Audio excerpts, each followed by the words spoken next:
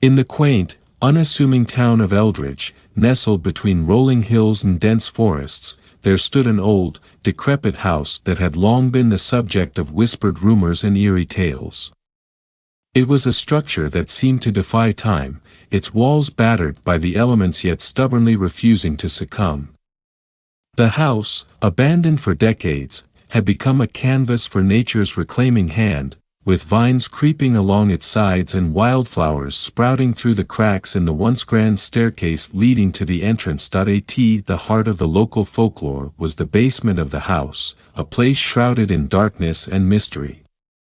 It was said that a strange light would occasionally flicker on in the depths of this underground chamber, casting an eerie glow that seeped through the gaps in the boarded-up windows. None of the townsfolk dared venture near, save for the occasional daredevil teenagers who quickly scampered away at the slightest sound, their bravado dissolving into the night air. Enter Sarah, young, curious journalist with a penchant for the macabre. She had recently moved to Eldridge, drawn by the allure of its small-town charm and the mysteries that seemed to lurk around every corner. Sarah had heard the tales of the old house and its mysterious basement light, and she felt an irresistible pull towards uncovering the truth behind the legend. One chilly autumn evening, Sarah decided to visit the house. The sun had just dipped below the horizon, painting the sky in shades of orange and purple. As she approached, the house loomed ominously, its windows like hollow eyes watching her every move. The air was heavy with the scent of decay, and a sense of foreboding wrapped around her like a cold shroud. With each step towards the basement entrance, Sarah's heart pounded louder in her chest. The door was slightly ajar, creaking ominously as she pushed it open. The darkness within was absolute, a void that seemed to swallow the faint light from her flashlight. As she descended the rickety stairs, the air grew colder, and the silence was deafening, broken only by the occasional drip of water echoing through the empty space. Then, as she reached the bottom, the unthinkable happened.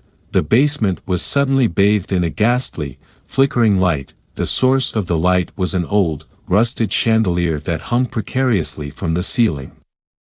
Its bulbs, covered in layers of dust and cobwebs, emitted a dim, pulsating glow that cast long, twisted shadows across the room. Sarah's eyes slowly adjusted to the dim light, and she began to make out the details of the basement. It was a large room, cluttered with old furniture and boxes stacked haphazardly against the walls. In the center of the room stood a large, ornate mirror, its surface stained and cracked. As Sarah moved closer to the mirror, she noticed something peculiar. The reflection it cast was not her own. Instead, it showed a figure, shrouded in darkness, standing behind her.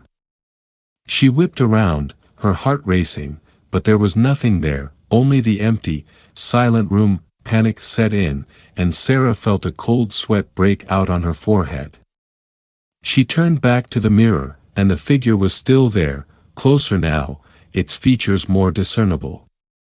It was a woman, her face twisted in an expression of agony and despair, her eyes hollow pits of darkness. Sarah's breath caught in her throat as she realized the woman's lips were moving, as if trying to communicate. But no sound came out, only a silent scream that seemed to echo through the basement. Fueled by a mixture of fear and determination, Sarah began to search the room, looking for any clue that might explain the apparition. She stumbled upon a dusty, leather-bound journal hidden beneath a pile of old newspapers. With trembling hands, she opened it, revealing pages filled with frantic, scribbled writing. The journal belonged to a woman named Abigail, who had lived in the house in the early 1900s. As Sarah read, a horrifying story unfolded, one of loss, madness, and a dark ritual that Abigail had performed in a desperate attempt to contact her deceased husband. Abigail had become obsessed with the occult, delving deeper into forbidden knowledge.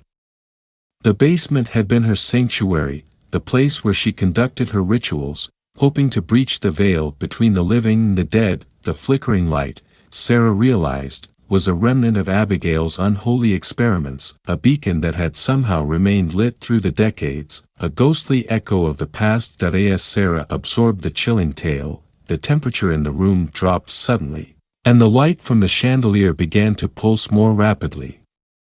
The figure in the mirror moved closer, its face contorted in a silent scream, its hands reaching out towards Sarah.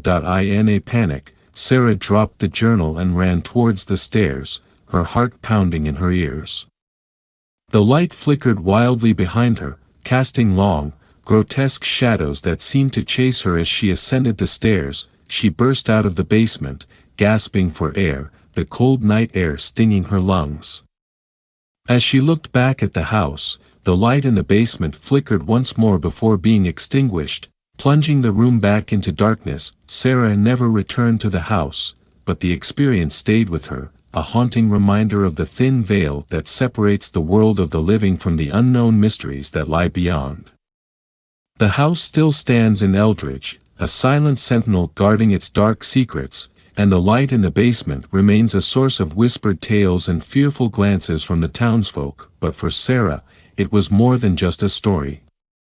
It was a brush with something ancient and sinister, a glimpse into the depths of human obsession and the terrifying consequences of meddling with forces beyond our understanding.